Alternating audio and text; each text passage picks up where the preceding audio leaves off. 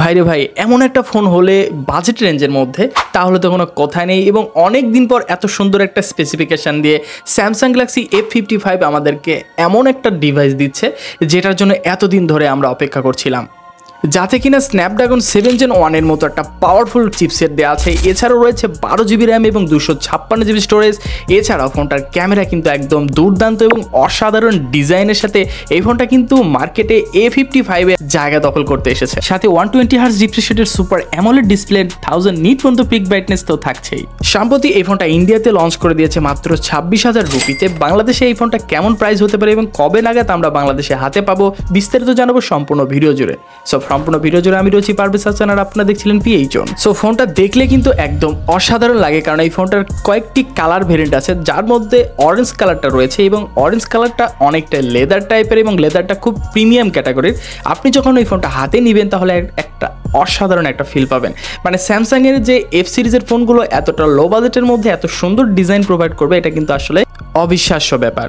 So এই ফোনটার পিছনে আপনি ট্রিপল ক্যামেরা সেটআপ দেখতে পাচ্ছেন এবং ফ্রন্ট সাইড আসলে দেখতে পাবেন পাঞ্চল কাটআউটের মাধ্যমে একটা সুপার অ্যামোলেড ডিসপ্লে আছে এবং এই ডিসপ্লেটা দেখতে খুবই সিমেন্টিক লাগছিল এবং বেশ কালারফুল। ফোনটির পোর্টস এন্ড বাটন সেকশনে সকল রকম গুরুত্বপূর্ণ পোর্টস এন্ড বাটন দেখতে পাইলেও পাবেন না 3.5mm হেডফোন জ্যাক এবং সাথে রয়েছে ইন ডিসপ্লে ফিঙ্গারপ্রিন্ট সেন্সর, যেটা বেস্ট ফাস্ট এবং অ্যাকুরেট। এবং এই ফোনটাতে রয়েছে noise cancellation speaker, type C port এবং এই ফোনটার ডুয়েল স্টেরিও স্পিকার রয়েছে, যেটার অনেকটাই লাউড স্পিকার আপনি শুনতে পাবেন। অ্যান্ড এই ফোনটার একটা ভালো বিষয় হচ্ছে এই ফোনটার থিকনেসটা কিন্তু অনেক কম, মানে 7.8mm এবং এটার ওয়েটটা কিন্তু অনেকটাই কম, মানে 180 গ্রাম। সো একটা লাইট ওয়েট একটা স্লিম ফোন পাবেন এই ফোনটা। এবার আসি ফোনটার ডিসপ্লে নিয়ে। 6.7 ইঞ্চির একটি সুপার অ্যামোলেড ডিসপ্লে ইউজ করা হচ্ছে, 120Hz রিফ্রেশের সাথে রয়েছে 1000 নিট পর্যন্ত পিক ব্রাইটনেস। সো ডিরেক্ট সানলাইটে গেলে এই ডিসপ্লে নিয়ে খুব একটা ইস্যু ফেস করবেন না এবং এটার যে চিন অ্যান্ড বেজেল এরিয়াটা অনেকটাই ন্যারো রাখা হয়েছে, যদিও আপার লেভেল এবং লোয়ার বেজেলগুলো একটু আমার চোখে পড়বে। এবং পাঞ্চল কাটআউটের যে মানে ক্যামেরাটা এটা কিন্তু অনেকটাই ছোট এবং খুবই ন্যারো রাখা হয়েছে,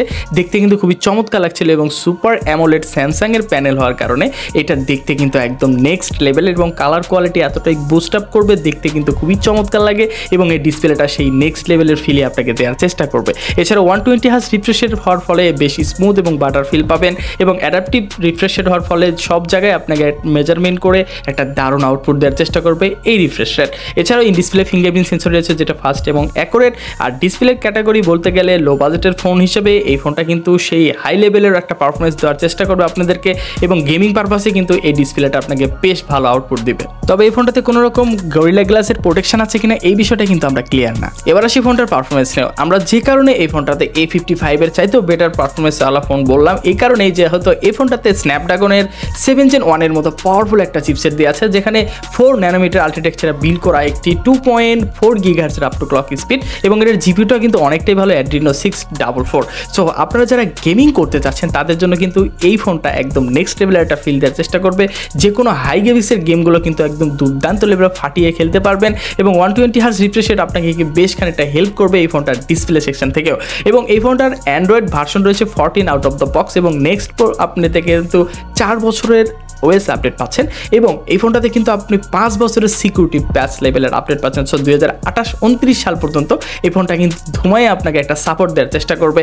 সো স্যামসাংয়ের One UIটা কতটা আপডেট এবং কতটা নিট অ্যান্ড ক্লিন এই বিষয়টা কিন্তু আমরা আর দ্বিতীয়বার বললাম না, কারণ এটা সব ভিডিওতে আমরা বলেই থাকি। তবে আনঅফিশিয়াল ইন্ডিয়ান ফোনগুলোতে কিন্তু আপনি ব্লট ইউর অ্যাপসগুলো দেখতে পাবেন, এগুলো আবার অবশ্য রিমুভ করা যায়, তো এই ক্ষেত্রে আপনি একটু প্যারা খাইতে পারেন। সো এক কথায় যারা দুর্দান্ত লেভেলের একটা ইউআই পারফরমেন্স চাচ্ছেন, সাথে রয়েছে অসাধারণ চিপসেট এবং এই ফোনটার গেমিং এর দিক থেকে কিন্তু টপ নচ কোয়ালিটির, সব মিলিয়ে যারা লো বাজেটের মধ্যে একটা গেমিং ডিভাইস চাচ্ছেন তাদের জন্য কিন্তু এটা বেশ খানিকটা হেল্পফুল হবে এবং এটা কিন্তু আপনাদের চয়েসের তালিকায় রাখতে পারেন। সো এই ফোনটার কয়েকটা ভেরিয়েন্টে পাবেন, যার বেস ভেরিয়েন্ট 8128 এবং 8256 রয়েছে, 12256GB রয়েছে এবং র্যাম ম্যানেজমেন্টও মোটামুটি ভালোই পাবেন আশা করা যায়। এবং এই ফোনটাতে কিন্তু আপনার র্যাম পাচ্ছেন LPDDR4X এবং এটার UFS টাইপের ক্যাটাগরির আপনার স্টোরেজ পাবেন।